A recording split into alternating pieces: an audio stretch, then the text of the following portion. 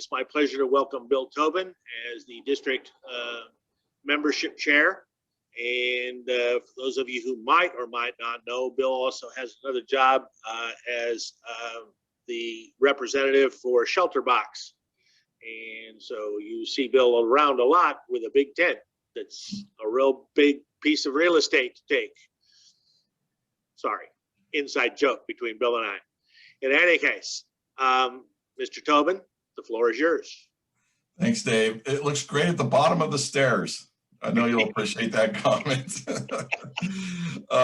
Maybe now, hopefully next year. Okay, let's get started or we won't get finished. I have a Giants game to get to today, so I promise you I will be prompt.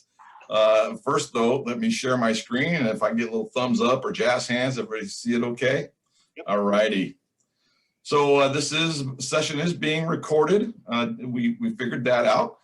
Please, if you're not actively engaged in conversation, mute yourself and use the chat. You know what? We'll probably have enough time for a little open discussion at the end. So if it's something really pressing, use chat. And Dave, I'm not going to monitor that. So if you could look at the chat, that would be great.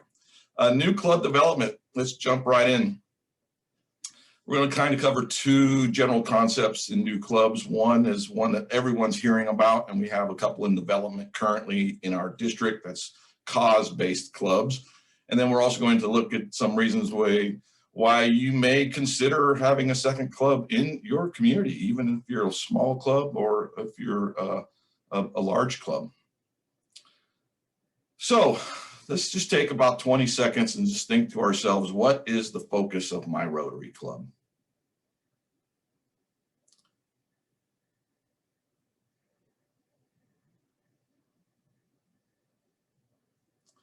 It's not an easy answer, is it, when you really think about it, because our clubs don't have a general focus. We're focused all over the place generally, but we don't really have a really specific focus on any one thing. But imagine for a minute if your club did have a single focus. What if you were the Rotary Club of Fair Oaks for assisting the elderly? Or a district-wide club for educational advancement? That'd be a club full of people wanting to tutor children. Possibly a club with a lot of educators sharing ideas and problem solving across different districts. And I'm talking school districts in that case. The Sacramento Rotary Club to End Homelessness. Hey, you know, these are causes that clubs could get behind. And the two at the bottom there, below the line, the Rotary Club of Sacramento Valley for Veterans and the Rotary Club of District 5180 to End Human Trafficking. Those club names are still pending RI approval, but hopefully there'll be that or something real similar. And those clubs are currently forming. The Veterans Club is primarily there to provide needed services strictly for our veterans, and they're going to do so under all of our areas of focus. So, you know, if you think about that, there's, you know, how do you help veterans with environmental, the new area of focus, or women's and children's? Well, the fact is veterans are everywhere, and veterans could be plugged in and help and also need help in all these areas. So that specific focus of a club is something that's growing in Rotary. There are already veterans-focused clubs. There are already end human trafficking clubs. Imagine a network of these like-minded focused clubs up and down the West Coast to end human trafficking. That's one of the biggest problem areas in the United States, is up and down the West Coast. Imagine a coalition of Rotary clubs. We've seen the power of human trafficking prevention and education and empowering those that can come out of it by getting them jobs and mentorships and training. We've seen that with this global grant that our district participated in. So this is just an extension of that and a continuation of that kind of work. And one part of that grant that we really wanted to accomplish was getting all these different agencies that help, you know, they all combine these efforts, finding like a one-stop shop for them. What better place than a Rotary Club for that, where law enforcement and recovery groups and everything in between would be members or could be members. So that is the concept of cause-based clubs. And if there is an idea. I know there's an idea of one floating around. Floating. I didn't mean to use that as like floating down the river, but there's one floating around that would concentrate solely on the Northern California waterways. It would be an environmental sustainability club, but its focus would be, doing the river cleanups and teaching people water safety, or whatever types of things that people do on the river. There's a lot of accidents on the river and stuff. An awareness program. There's, again, this is a time for us to open our minds up and imagine new things and new ways in which Rotary can be effective under specific areas of focus or cause-based clubs. So why in the world would you want to open up another Rotary club in your own community? I mean, I've got one. Why do we need another one? I want more in mine, but I'm a Wednesday breakfast, and that's not going to accommodate everybody in El Dorado Hills. And yours is whatever time and day yours is. And even if you have another club in your community, or even 3 like Folsom, you're still only filling 3 possible time date scenarios in a work week. And indeed, not even a work week, but maybe even a Saturday or Sunday. So we can offer more time and date choices for potential Rotarians, strengthen numbers. I've seen this in the Folsom clubs. They work together collaboratively. So the club that's got 15 or 25 members can rely on a few folks from the club that's got 60 or 70 members for service projects. And they oftentimes will even do the PR work and the news releases and all that, including all of the club names. So it's not about competition, it's about collaboration. And if not Rotary, then who? And I'm really not talking about like Kiwanis or Lions or the Elks or even the Odd Fellows. Their numbers are all dropping as well. But there are other organizations, and we see them in all of our communities that are looking for volunteers and getting volunteers. So we really have to stand out. And we do. Our history's there. We have a great track record. We've got a foundation that's the best in the world. We've got so much going for us. So why can't we get more members? Maybe it's because we aren't giving them the opportunities, but maybe it's just they aren't into that traditional club style, the same style all of our clubs operate under. Everyone on this call, I don't think anyone, Bill Bowen, okay, you get an exception. Passport's a little bit different. You are one of the forebearers of these new ideas. The Passport Club is one of the first new club concepts recently that have come out. And now I want you to really put on your imagination caps and think about having the Rotary Club of Sacramento for classic car lovers. Sounds silly? Well, think about those car shows and think about the numbers of people, the car enthusiasts that attend these car shows that are all over. We do them over here at Town Center every once in a while, and there's hundreds and hundreds of people there. You have a collaborative group of people from various car clubs or even just car enthusiasts. What would they do? Well, car safety, teaching single moms how to change their own oil. I don't see any auto shop in our high schools anymore, so a youth program for learning your way around a car would be excellent. And I know, and I think we all know Stacey Graham, what a perfect example of someone outside the norm for someone who would know something about engines and applying those types of skills. I know she's a different district and she's going to be district governor in a couple of years, but someone like her is in our district. I guarantee she probably knows a few female or car club enthusiasts in our district. Gardening. Roseville clubs they have a great garden. Other clubs have great gardens, but oftentimes they're strapped for help. So a satellite club that just focuses on your community garden or helps build out a community garden, or school gardens, or gardens for people who have only a windowsill to grow something in. There's a lot of ways a club that's based in the love of gardening and bike riding. That's a kind of a no-brainer if you think about it. You may be thinking, well, these are just fellowships. And yeah, in a way, it is taking the Rotary Fellowship concept and broadening it out to making it a club, but also making it less restrictive than trying to start a worldwide fellowship. A worldwide fellowship needs people from multiple countries. They need to have a booth at the convention. There is a cost associated with that. And they're still trying to accomplish the same types of things with the same interests or hobbies as we do in clubs anyway. So they're kind of already interest-based fellowships. This is just a natural extension of that. So next time you see a pack of 60 bicyclists going by Your Rotary meeting, that might be your next satellite club, or indeed that might be the next club in our district. Corporate clubs are also another new concept, a little bit different. We've heard corporate memberships, and some clubs are more successful than others with that. I don't think there's a huge membership growth due to corporate membership, but a corporate club, both Target and Kohl's, Intel, they all either require or reward volunteer service by their employees. We've had fundraisers in El Dorado Hills where the groups have solicited Kohl's and Folsom for a couple of volunteers, and they send people out. It's part of their employee recognition programs. So why not just have a Rotary Club at Kohl's for all those 60 or 70 employees? Now, the only caveat here is it can't be under the company's name. So it can't be the Rotary Club of Kohl's or of Target or of Intel or of Del Monte or of Blue Diamond or of Campbell Soup or of Tykert or of, hey, there's 8 new Rotary Clubs right there, folks. Corporate-based clubs. They just couldn't be named that. I do think Fred Tykert would be a great person to lead up the first one of these for our district at Tykert, because they have an entire community foundation. So what a perfect extension of that to include service from Fred at the top, right down to that brand new employee who's shoveling dirt every day for the organization. They could all be Rotarians. I think this has a huge potential, both of these.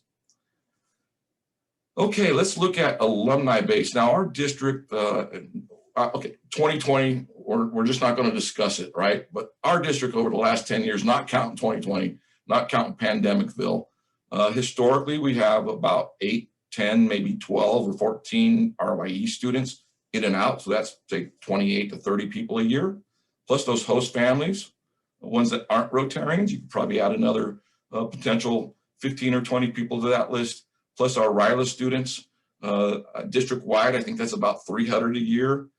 Historically, though, I think it was 200 till just the last couple of years. So I've already just put 1,000 potential members together out of those 2 lists. And that's not even counting people who did the group study exchange programs. I don't know if we've had too many vocational training teams in the district yet, but anyone who's done Rotary business, so to speak, and is not a Rotarian is an alumni. And imagine a club of those folks. We see it in RYE where the students, not only of the same year, but within those various countries in multiple years, form close ties and great relationships and friendships that last a lifetime. Dean Hendricks is on the call. He doesn't have to, his head's nodding, I'm sure, because he has made hundreds of lifetime friends as a Rotarian over the RYE program. Just think of motivating all those kids and the various service projects they could do, not just here. The club would be based in the alumni-based club in our district. But if Valentine had a service project, my daughter, love her, lives in Switzerland, youth exchange daughter of mine, if she had a service project that she needed help on there, the idea sharing, maybe even some fundraising, or these kids, they go see each other all the time. You'd be surprised, especially if they're based in various European countries. They visit each other quite a bit. So another idea, another thing to think about. And these could be very beneficial clubs to establishing not only Rotary growth in our district with our exchange students and our host families, our RYLA parents, our RYLA students. I know, again, we were talking about young professionals before the meeting started, and one of the hardships we see as clubs is they aren't necessarily settled in Sacramento, but we could help get them settled in a Rotary. We could at least do that. If they move somewhere else, they'll join Rotary if they had a good experience here. Last on this list is international, and that's been explained to me a couple different ways. One, if it's a bunch of people living permanently residing in a foreign country on business, there's quite a few Americans who live in China, for example, and China doesn't allow Rotary clubs, but they do allow Rotary clubs if they aren't Chinese citizens. Weird rule there, but that's the way it is. So that's kind of what that does. But in a local context, I think Rotary, even since the Twin Rivers Club, when they were going to originally be designated as an Asian community Rotary club, and the Rotary did not allow that name. But I don't know if the rules would allow that kind of naming scheme still, but one of the things been explained to me in these international clubs is for people who may speak a foreign language that reside in your community. English is not their primary language.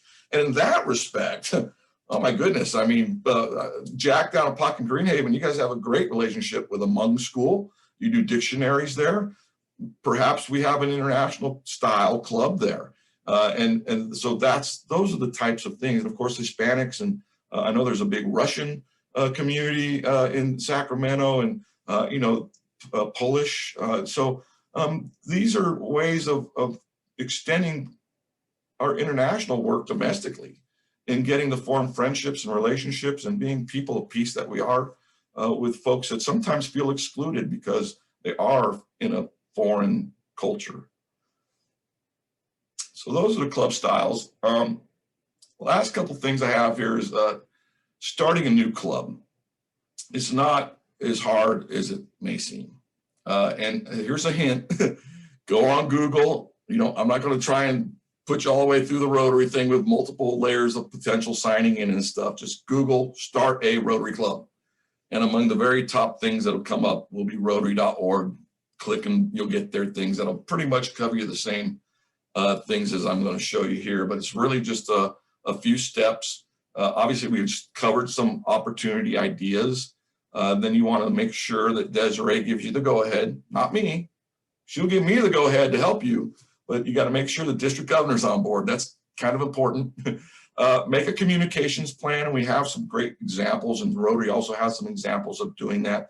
That's just a way of making sure you're going to have steps to cultivate people. Just throwing one post on Facebook's not going to form a club. And then you hold a series of informational meetings. And this is what Gigi in the Veterans Club's been doing. And like Des and I, Des here, I'm not calling you like my sister, Desiree and I will be in those meetings, and interested people come. They just ask questions. There's no format. There's just kind of an informational gathering and tell a little bit about each other. And I've been impressed with the people Gigi's been recruiting. Then it kind of transformed into informational meetings where there's a little bit more structure to it. Still not ringing a bell necessarily, but with an agenda perhaps, instead of more of a social style, more of a business format, trying to really get people on board with joining, signing on that initial roster. I think 20 is the current limit for minimum, but I think they're striving for 25 or more, just to hit it with a little gusto, give yourself just a little wiggle room. And then really from that point, it's getting the name approved. It's finalizing bylaws. And you don't have to start those from scratch. If you're thinking about starting a new club, or you certainly don't have to do those from scratch. You could probably use your existing club bylaws, take Pocket Greenhaven out and put the Pocket Greenhaven Hmong Club next to it or something like that, right? It's not really that. That's not recreating the whole Coliseum. You just got to change the brick or two. Then the rest of it's just submitting that application. So if there are any questions, I'd be happy to spend the next 10 minutes or so doing question and answers, and I'll just leave that up for a couple minutes in case you need to get that information, and I'll quit screen sharing altogether. So any questions? Yeah, Bill, this is Dean Hendricks. I've got a question for you regarding the cause-based clubs. Can one belong to a cause-based club and still keep their membership in their current club? No, this will be a freestanding Rotary club. If you do have a passion for a specific cause and you still want to stay in your Rotary club, then a Rotary action group or a fellowship would be the right direction to point you there. I do know that some of the clubs have some of our members who are members of other clubs as honorary members. I'm trying to think. I think one of the Folsom clubs has Ray Ward as an honorary member, and yet he's a member of the Fair Oaks Club. So I think, Dean, you could do it that way. Mm-hmm. Yes. Yeah, that would certainly be up to the club itself.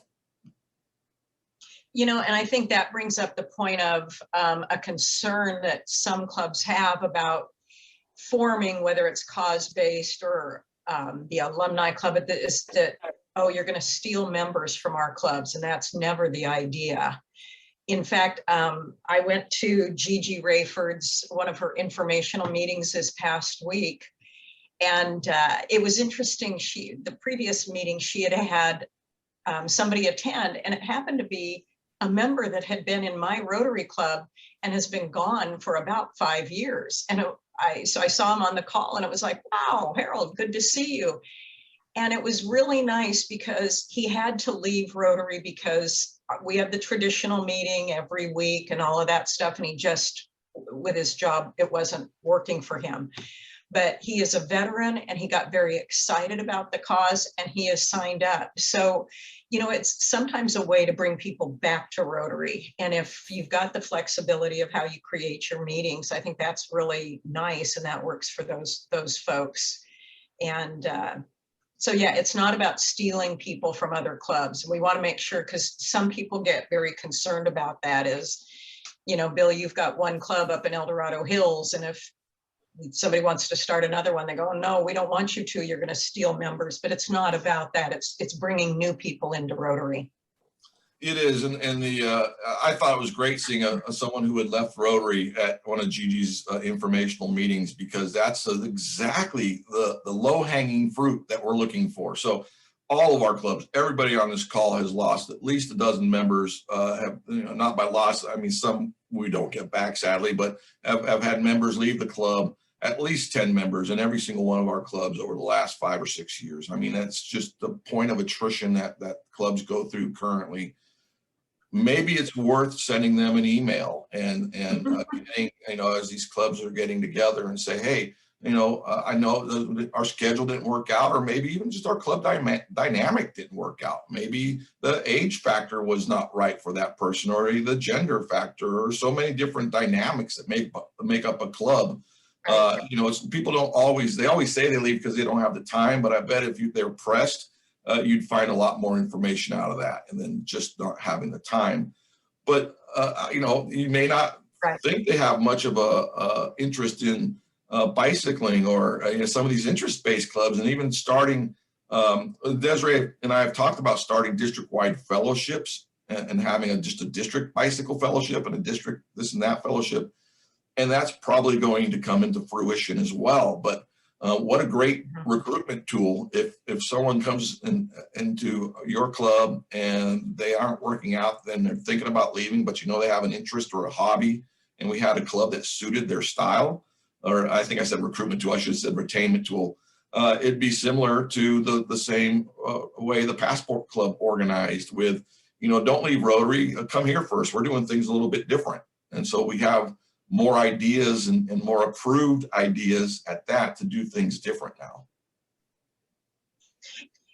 You know, Bill, I really like the idea of an alumni club. And it took me a few years to understand what a Rotary alumni, who they were.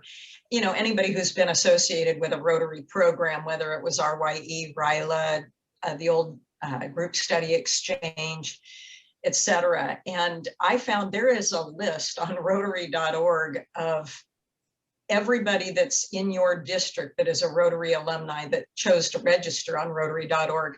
And in our district, we have over 400 people on that list, and we've got contact information and everything. So I think we've got Beth Hasty is going to be our Rotary alumni chair next year. And I think getting together with Beth and starting to talk and connect with those alumni, and then seeing if they're interested in becoming their own club. They can share a ton of experiences, but their passion for Rotary.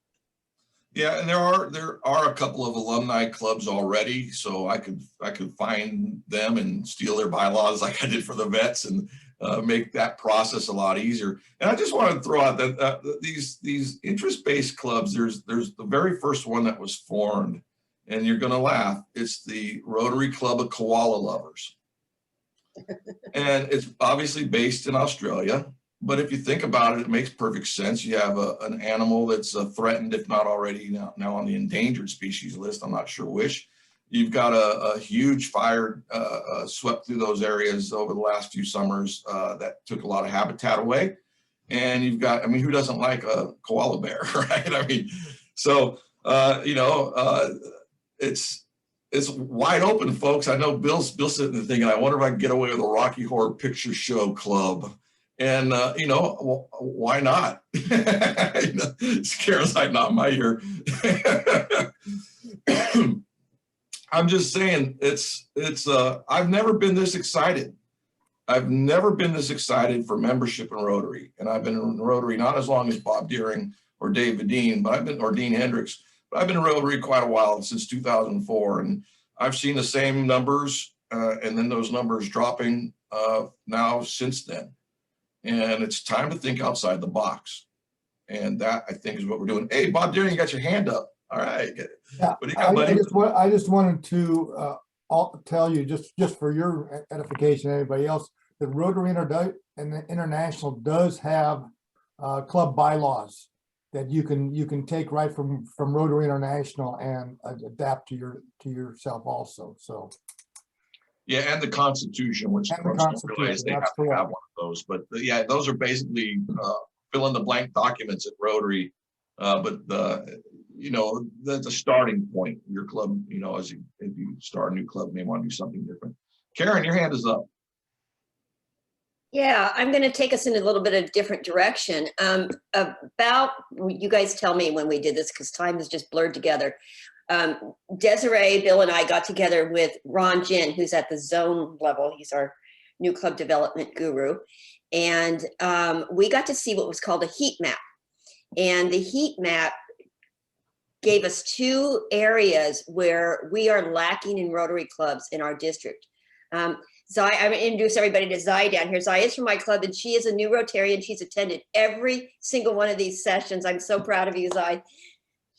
I'm going to have to find a role for her in 22, 23 at the district.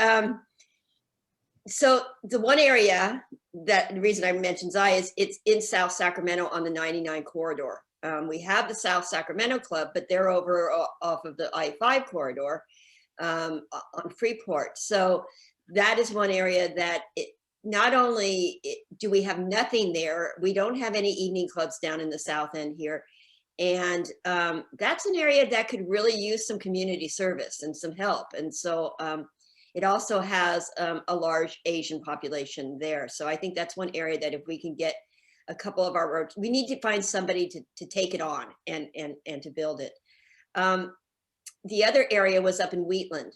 That is developing like crazy and with homes and everything. And so that's an area where we want to look to also put another club. So Karen, has that heat map, I haven't looked at in a couple months, has that been updated with 2020 census data? I haven't looked at it either. I haven't. Because if it's still 2010 census data, there's just going to be even more and more holes, because we know where our clubs are. And to find 2 on 10-year-old census data means there's probably 6 or 8 areas, including like on that map that Karen is referring to.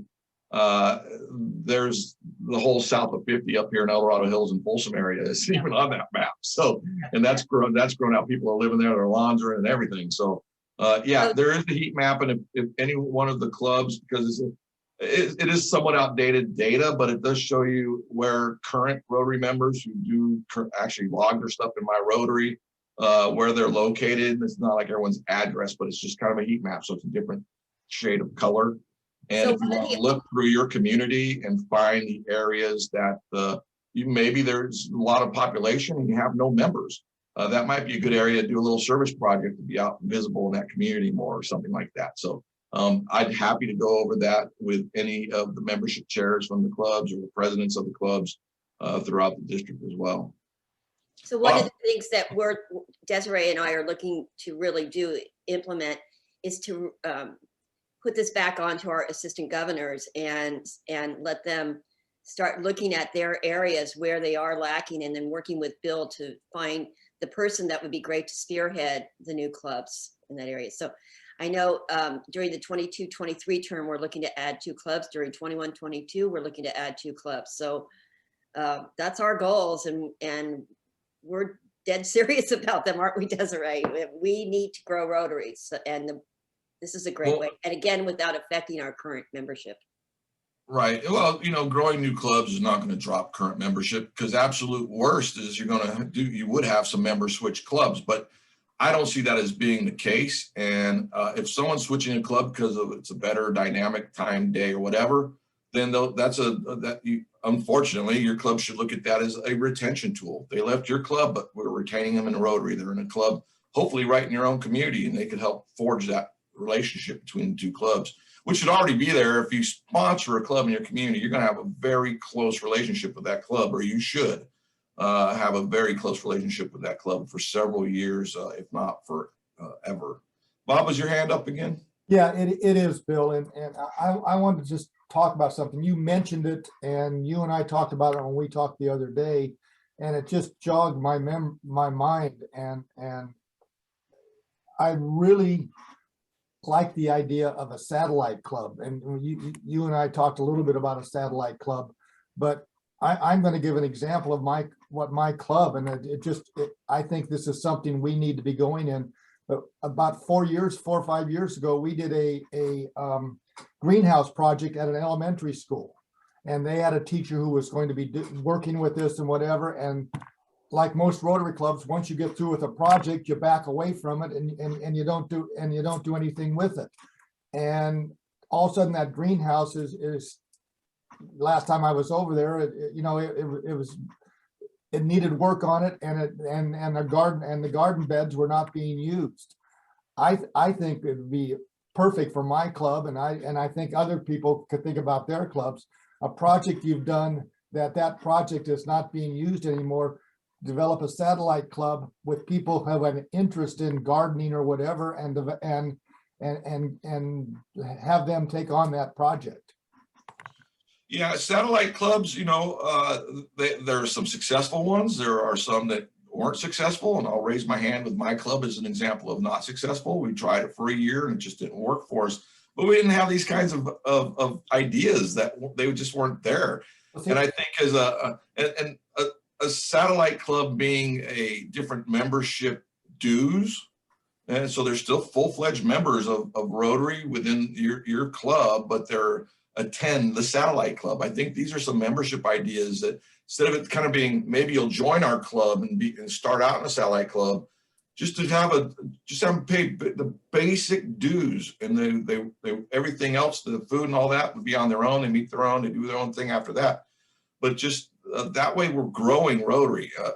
My fear with satellite clubs is that people come and they kind of get a whiff of it, and they aren't really inspired to do much beyond show up, and hopefully you'll join the big club, and they leave. And that's not a real good strategy. So I love the idea of having a satellite club with that specific focus, something need in your community. I think that's a big draw. But I would hope that we could make them Rotarians, and then, and they're the members of our satellite club, but they're Rotarians in our club, our general club. And if that means a different due structure that would have to pass through your board, then so be it. We changed our dues and put, meals more a la carte and stuff like that. You could opt in, opt out, where you used to not be able to, and it's no longer a sticking point with anybody. And I think we need to be real flexible and adaptable, especially as we get back in the meeting in person, hopefully, fingers crossed, over the next few months. Any other questions? If not, hold your peace. No, if not, everyone here should have my email. I think I see everyone. Well, maybe not everybody, but it's going to be on the recording. I don't know if, I think Tal's got it. Tal and I are friends on Facebook, but I don't know if it's Zayma. Is it Zayma? Hi, good morning, everyone. It's pronounced Zyma. Zyma. Well, welcome, and wow, what the way to hit the road running. Go to all the district training assembly you can as a new member. It is the membership chair, this guy, who picks the Rotarian Rookie of the Year. So keep it up. You're the forerunner right now for Desiree. I'm honored. Thank you. I look forward to servicing and helping the community, and I'm learning from my leaders, my peers. Thank you, everyone, for hosting this amazing festival. Oh, thank you so much for being here. Anything else, anybody? If not, we'll call it a day, and I'll head off to the Giants game. Go Giants. And I know Bob Deering's like just shaking his head. No. Any other Dodgers are the questions? champions, Oh, remember we that. got Yeah, Dodger I fans know, here. I know, but if there's ever a season with an asterisk behind it, it was last season. So with that, everybody have a wonderful weekend. This recording will be up on the district website as soon as Karen gets caught up on editing them all. I know it's a big job because I do a lot of that kind of editing out of these kinds of meetings for Shelter Box. So it's not something you do real quickly. Trust me. Have a great weekend, everybody. Thanks. Thank you, Bill. Really appreciate it. Nice job.